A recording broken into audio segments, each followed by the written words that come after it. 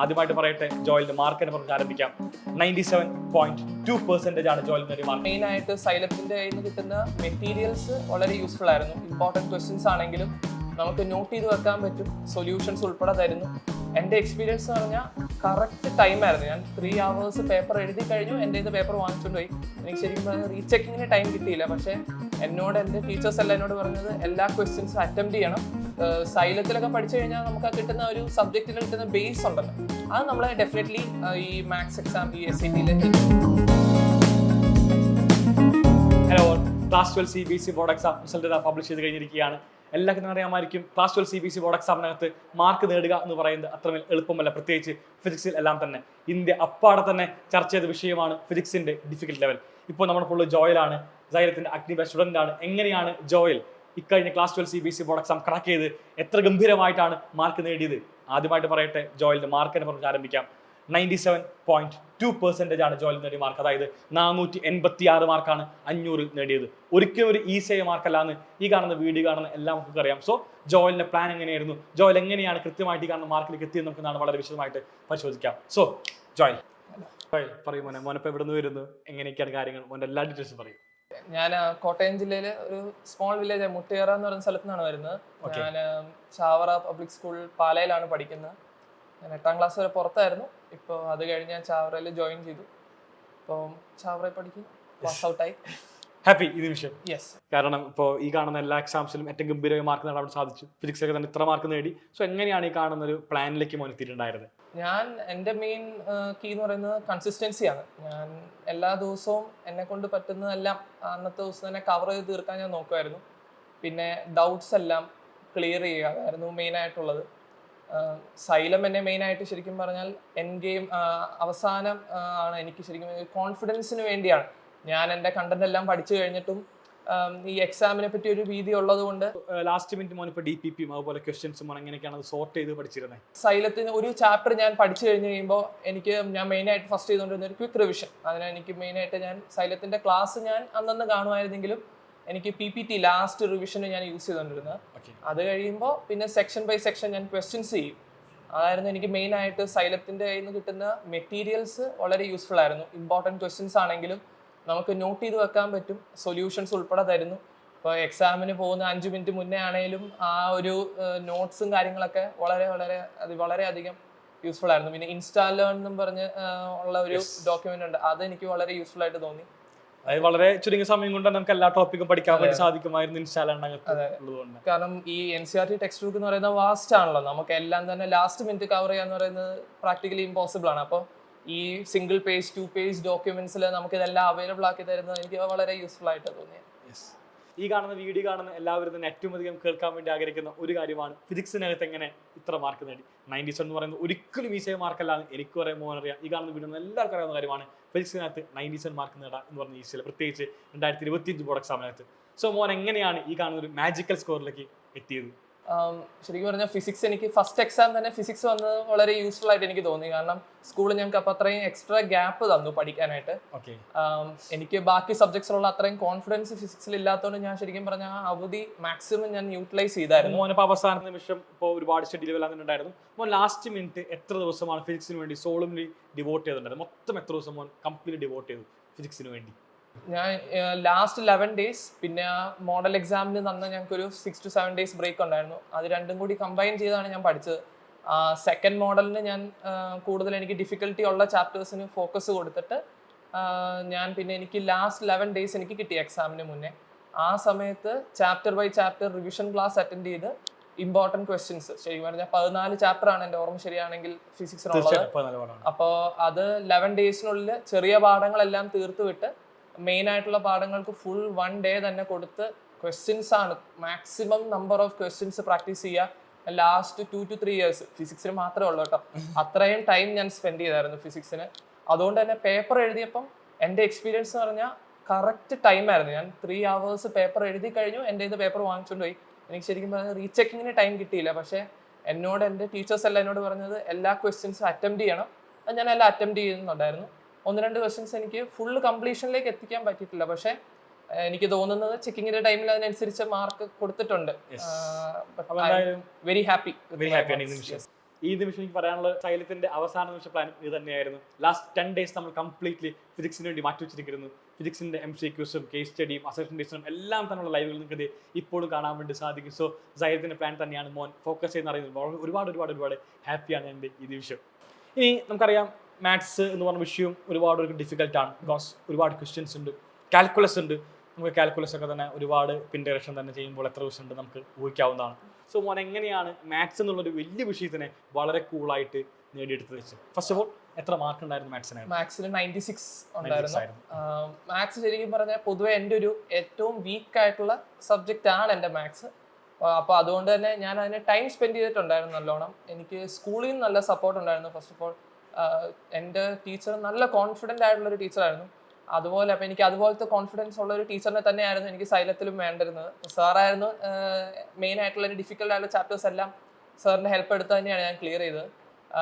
Maths ശരിക്കും പറഞ്ഞാൽ NCERT തന്നെയായിരുന്നു എൻ്റെ മെയിൻ ഹെൽപ്പ്. എന്നോട് പല ടീച്ചേഴ്സും പറഞ്ഞിരുന്ന പോലെ തന്നെ NCERTയുടെ മുക്കും മൂലയും പഠിക്കണം, എക്സാമ്പിൾ ക്വസ്റ്റ്യൻസ് എല്ലാം നോക്കണം, എവിടെ നിന്ന് വേണമെങ്കിലും ക്വസ്റ്റ്യൻ വരാം. അത് ഞാൻ പക്കയായിട്ട് തന്നെ ഫോളോ ചെയ്തായിരുന്നു. പിന്നെ നമ്മുടെ പ്രാക്ടീസാണ് എനിക്ക് ശരിക്കും പറഞ്ഞാൽ മാത്സ് എന്ന് എനിക്ക് മനസ്സിലായത് സ്റ്റാർട്ടിങ് എഴുതുമ്പോൾ ഫിസിക്സ് എക്സാം കഴിഞ്ഞ് ഞാൻ പിന്നെ മാത്സിലേക്ക് എത്തുന്ന സമയമായപ്പോഴത്തേക്കും എനിക്ക് ആദ്യമേ എഴുതുമ്പോൾ ക്വസ്റ്റ്യൻസിലേക്ക് ഫിനിഷിങ് വരുന്നില്ലായിരുന്നു. പക്ഷേ എക്സാമിന് ഒരു 2 days ബാക്ക് ഒക്കെ ആയപ്പോഴത്തേക്കും നമ്മൾ ആ ക്വസ്റ്റ്യൻസ് ചെയ്ത് വരുമ്പോഴത്തേക്കും എത്തുന്നുണ്ട്, ഫൈനൽ ആൻസറിലേക്ക് എത്തുന്നുണ്ട്. മാത്സ് എക്സാം എഴുതിയപ്പോഴാണെങ്കിലും ഞാൻ കോൺഫിഡൻ്റ് ആയിരുന്നു.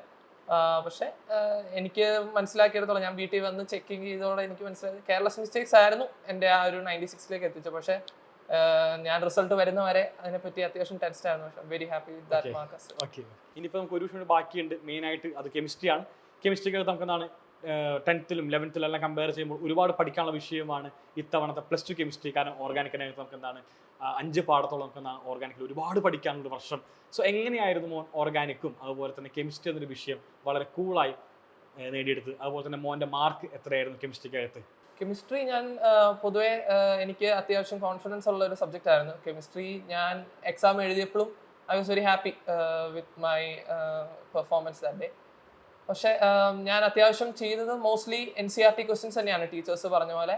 പിന്നെ എന്നോട് ടീച്ചർ പറഞ്ഞായിരുന്നു കെമിസ്ട്രിയുടെ NCERT കൂടുതലും എൻട്രൻസ് ഓറിയൻറ്റഡ് ആണ്, അതുകൊണ്ട് എല്ലാ ക്വസ്റ്റ്യനും ചെയ്യണ്ട, നമുക്ക് ചെയ്യാൻ പറ്റുമെന്ന് തോന്നുന്ന ക്വസ്റ്റ്യൻസ് ആ ജഡ്ജ്മെൻറ്റോടെ തന്നെ ചെയ്യാൻ നോക്കുക. പിന്നെ അതൊരു ഡിഫിക്കൽട്ടിയാണ് ശരിക്കും പറഞ്ഞാൽ. നമുക്ക് നല്ല ക്വസ്റ്റ്യൻ കിട്ടുക എന്നുള്ളതാണ് ഏറ്റവും ലാസ്റ്റ്. എക്സാമിന് നമ്മളെല്ലാം പഠിച്ചു കഴിഞ്ഞു, പിന്നെ എക്സാമിന് പോകുന്നതിന് മുമ്പ് മാക്സിമം നമ്പർ ഓഫ് ക്വസ്റ്റ്യൻസ് ചെയ്യുക എന്നുള്ളതാണ്. അപ്പോൾ അതിനൊക്കെയാണ് ശരിക്കും എനിക്ക് സൈലം ഹെൽപ്പ് ചെയ്യുന്നത്. കാരണം ചാപ്റ്റർ വൈസ് ക്വസ്റ്റ്യൻ ഇത് തന്നെയാണ് CBSE ലെവലിലുള്ള ക്വസ്റ്റ്യൻ. കാരണം ടെക്സ്റ്റ് ബുക്ക് എന്ന് പറഞ്ഞാൽ ചില ക്വസ്റ്റ്യൻ നമുക്ക് വായിച്ചാൽ മനസ്സിലാവുന്നത് പോലും അല്ല. അപ്പോൾ അങ്ങനെയൊക്കെ നോക്കുമ്പോൾ എനിക്ക് സൈലം അങ്ങനെ ഹെൽപ്പ് കുറേ തന്നിട്ടുണ്ട്. കുറേ ക്വസ്റ്റ്യൻസ് ഞാൻ കണ്ടുപിടിച്ചു. അതൊക്കെ തന്നെയാണ് ശരിക്കും പറഞ്ഞാൽ കെമിസ്ട്രി എക്സാം എനിക്ക് അത്ര ബുദ്ധിമുട്ടായിട്ട് തോന്നിയില്ല. നമ്മൾ എന്തൊക്കെ പഠിച്ചോ അതൊക്കെ തന്നെയാണ് കെമിസ്ട്രി എക്സാം. എത്ര മാർക്ക് ഉണ്ടായിരുന്നു കെമിസ്ട്രിക്ക്? 97 മാർക്ക്. 97. സോ PCMനകത്ത് ഗംഭീരമായ മാർക്കാണ് മോൻ നേടിയിട്ടുണ്ടായിരുന്നത്. അതുപോലെ തന്നെ എല്ലാവരും പറയുന്ന കാര്യമാണ് നമുക്ക് അവസാന നിമിഷം പഠിച്ചുകൊണ്ട് വളരെ സുഖമായിട്ട് മാർക്ക് നേടാൻ പറ്റും. Class 12 CBSE board exam last 2 months focus ചെയ്താൽ ഗംഭീരമായ മാർക്കിലേക്ക് എത്താൻ വേണ്ടി സാധിക്കും. സോ മോൻ്റെ ഒപ്പീനിയൻ അത് ട്രൂ ആയ ഒരു സ്റ്റേറ്റ്മെന്റ് ആണോ? നമുക്കത് സാധിക്കുമോ? ഞാൻ അതിൽ വിശ്വസിക്കുന്നില്ല. ശരിക്കും പറഞ്ഞാൽ എനിക്ക് ഫീൽ ആയിട്ടുള്ളത് ഇപ്പം എൻ്റെ ഫ്രണ്ട്സ് ആണെങ്കിലും സ്കോർ ചെയ്യുന്ന വെച്ച് അവരുടെ ഒരു ക്ലാസ്സിലെ പെർഫോമൻസ് എനിക്ക് ജഡ്ജ്മെൻറ്റ് ചെയ്യാൻ പറ്റിയത് 90 മാർക്സ് വരെയൊക്കെ നമുക്ക് ശരിക്കും പറഞ്ഞാൽ അത്യാവശ്യം ക്ലാസ് ശ്രദ്ധിക്കുന്നുണ്ടെങ്കിൽ പറ്റും. പക്ഷേ 90ന്ന് പിന്നെ ഓരോ മാർക്കിനും ഇടേണ്ട എഫേർട്ട് എന്ന് പറയുന്നത് എക്സ്പോണൻഷ്യൽ എന്ന് വേണമെങ്കിൽ പറയാം. അപ്പോൾ എൻ്റെ മെയിൻ ടെക്നിക്ക് എന്ന് പറയുന്നത് കൺസിസ്റ്റൻസി മാത്രമാണ്. ഇപ്പോൾ മോൻ ലാസ്റ്റ് മിനിറ്റ് റിവിഷൻ എല്ലാം തന്നെ പറഞ്ഞു. അപ്പോൾ വേറെ ക്വസ്റ്റ്യൻ വേണ്ടി വേറെ ഒന്നുമല്ല, മോൻ ഫസ്റ്റ് റൗണ്ട് സ്റ്റഡി, അതായത് ഫസ്റ്റ് ടോപ്പിക് കംപ്ലീറ്റ് മോൻ എപ്പോഴാണ് പഠിച്ചു തീർത്തത്? ഏത് മാസമായിരുന്നു ആദ്യമായിട്ട് എല്ലാ ടോപ്പിക്കും കവർ ചെയ്ത് മോൻ പോയിരുന്നുണ്ടായിരുന്നേ? ഫസ്റ്റ് റൗണ്ട് ഓഫ് സ്റ്റഡി എന്ന് പറയുന്നത് അങ്ങനെയല്ല. ഞാൻ ശരിക്കും പറഞ്ഞാൽ മോഡൽ എക്സാമിന് ഫസ്റ്റ് മോഡൽ എഴുതിയപ്പോൾ ഞാൻ കംപ്ലീറ്റ് സിലബസ് ഓൾറെഡി എനിക്ക് തോന്നുന്നു ഫസ്റ്റ് മോഡല് ഡിസംബർ മാസം ആയിരുന്നു, നവംബർ ആൻഡ് ഡിസംബർ മാസം. ആ സമയത്തോടെ ഞാൻ കംപ്ലീറ്റ് സിലബസ് തീർത്തിട്ടാണ്. എനിക്കിപ്പോൾ ചില ടീച്ചേഴ്സ് പറഞ്ഞായിരുന്നു നിങ്ങൾക്ക് ഡിഫിക്കൽട്ട് ഉള്ള ചാപ്റ്റേഴ്സ് ഒക്കെ ആദ്യമേ തീർത്തിട്ട് ഈസി ആയിട്ടുള്ള ചാപ്റ്റേഴ്സ് സെക്കൻഡ് മോഡലിന് പ്രിപ്പയർ ചെയ്യാൻ. എനിക്ക് അതിൻ്റെ ഒരു ഫീല് തോന്നിയില്ല. കാരണം ഞാൻ ഓൾറെഡി ചാപ്റ്റേഴ്സ് എല്ലാം ക്ലിയർ ചെയ്ത് തന്നെയാണ് പോയത്. അതുകൊണ്ട് എല്ലാ ചാപ്റ്റേഴ്സും പഠിച്ചു തന്നെയാണ് പോയത്. ഡിസംബറോടെയൊക്കെ തന്നെ തീർക്കാൻ പറ്റുമായിരുന്നു. ലാസ്റ്റ് മിനിറ്റ് എൻ്റെ ഇതിൽ ഞാൻ കൂടുതൽ ചെയ്തത് ക്വസ്റ്റ്യൻസും പിന്നെ എനിക്ക് ക്ലാരിറ്റി ഇല്ലാത്ത ടോപ്പിക്സിൽ പക്കയാക്കി എടുക്കുക. ഈ നിമിഷം എനിക്ക് എല്ലാവരോടും ഒന്ന് പറയാണ്ട് വേറെ ഒന്നുമല്ല, സൈലത്തിന്റെ പ്ലാനും ഇതുപോലെ തന്നെയാണ്. നവംബർ 30 തുടങ്ങുന്നത് നമ്മൾ എന്ത് ചെയ്യുന്നു, നമ്മൾ സൈലത്തിനകത്തുള്ള എല്ലാ ചാപ്റ്റേഴ്സും പഠിപ്പിച്ച് തീർക്കും. അതായത് ഫിസിക്സ് ആയിക്കോട്ടെ, കെമിസ്ട്രി ആയിക്കോട്ടെ, മാത്സ് ആയിക്കോട്ടെ, ബയോളജി ആയിക്കോട്ടെ, ഏത് വിഷയമായിക്കോട്ടെ നമ്മൾ കംപ്ലീറ്റ് സിലബസ് നവംബർ എൻഡോട് കൂടെ തന്നെ പഠിപ്പിച്ച് തീർത്ത് റിവിഷൻ ക്ലാസ്സിലേക്ക് നമ്മൾ ഡിസംബർ മാസം പ്രവേശിക്കും. ഡിസംബറും ജനുവരിയും ഫെബ്രുവരിയും എല്ലാം നമ്മൾ എന്ത് ചെയ്യും, ഗംഭീരമായ റിവിഷൻ ക്ലാസ് തലയിക്കൊണ്ട് നിങ്ങളെ ഫുൾ മാർക്കിലേക്ക് പ്രിപ്പയർ ചെയ്യുന്ന സൈലത്തിൻ്റെ അഗ്നി ബാച്ചിൻ്റെ പ്ലാനും ഇതുപോലെ തന്നെയാണ് നമുക്ക് ഈ നിമിഷം എനിക്ക് എല്ലാവരോടും പറയാനുള്ളത്. ഇനിയിപ്പോൾ എല്ലാവരും കേൾക്കാൻ വേണ്ടി ആഗ്രഹിക്കുന്ന മറ്റൊരു കാര്യമാണ്, ഇനി അടുത്ത് എന്ത്, പ്ലസ് ടുവിന് ശേഷം നെക്സ്റ്റ് പ്ലാൻ മോനിപ്പോൾ എന്താണ് ഡിസൈഡ് ചെയ്തിരിക്കുന്നത്? ഇനി ഞാനിപ്പോൾ സ്റ്റഡി അബ്രോഡ് ആണ് നോക്കുന്നത്. ഞാൻ ഒരു 2-3 ഇയേഴ്സ് ആയിട്ട് തന്നെ അതായിരുന്നു എൻ്റെ ഇൻട്രസ്റ്റും. അപ്പോൾ അതിന് ബിഹൈൻഡ് ഞാൻ റിസർച്ച് മോനിപ്പോൾ സ്റ്റഡി അബ്രോഡ് എന്ന് പറയുമ്പോൾ മോനിപ്പോൾ എവിടെ പോകാനാണ് ഉദ്ദേശിക്കുന്നത്? എനിക്ക് US അഡ്മിഷൻ കിട്ടിയിട്ടുണ്ട്. ഓക്കെ, ഓൾറെഡി കിട്ടിക്കഴിഞ്ഞു. യൂണിവേഴ്സിറ്റി ഓഫ് ടെക്സസ് ആർലിംഗ്ടണിലാണ് എനിക്ക് അഡ്മിഷൻ കിട്ടിയിട്ടുള്ളത്. ഞാൻ കമ്പ്യൂട്ടർ സയൻസാണ് പഠിക്കാൻ ഉദ്ദേശിക്കുന്നത്. അത് അഡ്മിഷൻ കിട്ടി. നമുക്ക് എല്ലാവർക്കും അറിയാം, പുറത്തിപ്പോൾ ഒരു നല്ല യൂണിവേഴ്സിറ്റിയിൽ അഡ്മിഷൻ കിട്ടാന്ന് പറഞ്ഞാൽ അത്ര ഈസി അല്ല. സോ മോൻ എങ്ങനെയായിരുന്നു ആ ഒരു അഡ്മിഷൻ പ്രൊസീജിയർ ക്രാക്ക് ചെയ്തുകൊണ്ട് മോൻ എങ്ങനെയാണ് അവിടെ എത്തിച്ചേർന്നത്? ഞാൻ ശരിക്കും പറഞ്ഞാൽ 8th ഒക്കെ കഴിഞ്ഞപ്പോഴത്തേക്കും ഞാൻ ഇതിലേക്ക് വായിച്ചൊക്കെ തുടങ്ങിയായിരുന്നു. അപ്പോൾ എനിക്ക് 2 ഓപ്ഷനാണ് ഉണ്ടായിരുന്നത് ശരിക്കും പറഞ്ഞാൽ. ഒന്നെങ്കിൽ IIT കമ്പ്യൂട്ടർ സയൻസ് ഇൻട്രസ്റ്റ് ഉള്ളതുകൊണ്ട് JEE പ്രിപ്പറേഷൻ, അല്ലെങ്കിൽ സ്റ്റഡി അബ്രോഡ് നോക്കാന്നുള്ളത്. അപ്പോൾ ഒരു പോയിന്റ് എത്തിയപ്പോൾ 10th കഴിഞ്ഞപ്പോഴത്തേക്കും ഒരു ഡിസിഷൻ എടുക്കേണ്ട ടൈമായിരുന്നു. അപ്പോൾ എനിക്ക് ശരിക്കും പറഞ്ഞാൽ പാരൻസിൻ്റെ സൈഡിൽ നിന്നാണെങ്കിലും ടീച്ചേഴ്സിൻ്റെ സൈഡിൽ നിന്നാണെങ്കിലും അവർക്ക് എന്നെ JEE ഒരു ഡയറക്ഷനിലേക്ക് താല്പര്യം ഉണ്ടായിരുന്നു. ഞാൻ പിന്നെ നോക്കിയപ്പം എൻ്റെ ഇൻട്രസ്റ്റ് സ്റ്റഡി അബ്രോഡാണ്. ഞാൻ 2 ചെന്നാൽ എനിക്ക് 2 കിട്ടാത്തൊരവസ്ഥയിലേക്ക് എത്തുമെന്നുള്ളൊരു പേടിയുള്ളതുകൊണ്ട് ഞാൻ കംപ്ലീറ്റ്ലി അബ്രോഡ് പോകാൻ തന്നെയുള്ള ഫോക്കസ് ആയിട്ട് തന്നെ പോയി. അതുപോലെ തന്നെ പുറത്ത് പഠിക്കുമ്പോൾ നമുക്കറിയാം ഒരുപാട് കോസ്റ്റ് വരുന്ന സംഭവമാണ്. സോ അവിടെ മോനിപ്പോൾ സ്കോളർഷിപ്പ് ഉണ്ട്, മോനിപ്പോൾ സ്കോളർഷിപ്പോട് കൂടെയാണ് പഠിക്കാൻ അവിടെ പോകുന്നത് US-നകത്ത്?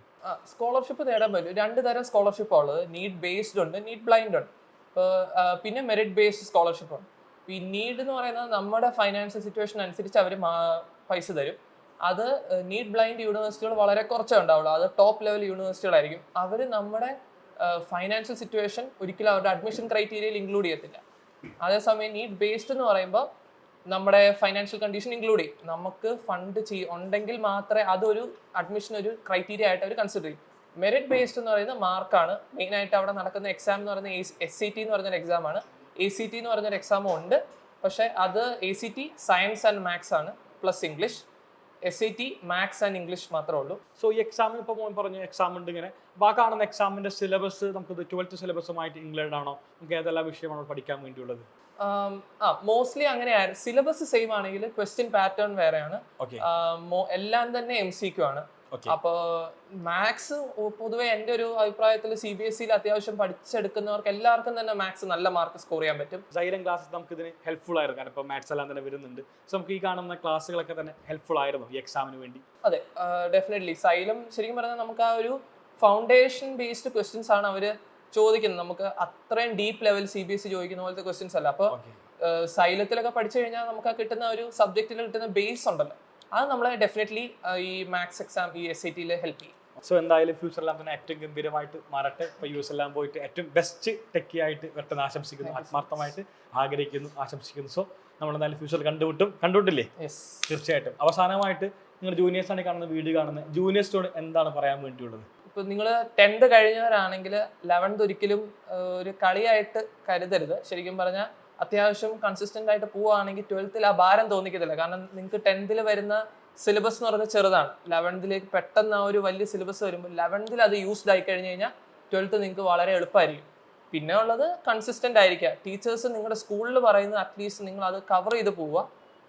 പിന്നെ മാക്സിമം ഡൗട്ട് അപ്പോൾ ക്ലിയർ ചെയ്ത് പോവുക. കാരണം നിങ്ങൾ റിവിഷൻ ടൈമിൽ എത്തുമ്പോഴത്തേക്കും ആ ഡൗട്ട് നിങ്ങൾക്ക് ക്ലിയർ ചെയ്യാനായിട്ടുള്ളത് ആ കോൺസെപ്റ്റ് അത്ര അണ്ടർസ്റ്റാൻഡിങ് ഉണ്ടായിരുന്നിരിക്കുന്നില്ല. അപ്പം നിങ്ങൾ ഫ്രഷ് ആയിട്ട് ലെക്ചർ പഠിച്ചു കഴിയുമ്പോൾ നിങ്ങൾക്ക് വരുന്ന ഡൗട്ട് അപ്പോൾ ക്ലിയർ ചെയ്യുക. ക്വസ്റ്റ്യൻസ് ലാസ്റ്റ് മിനിറ്റ് ചെയ്യുന്നത് ഫുള്ളി പ്രിപ്പയർഡ് ആയിരിക്കുക. നോട്ട്സ് ഒക്കെ റിവൈസ് ചെയ്ത് എക്സാം എഴുതുക.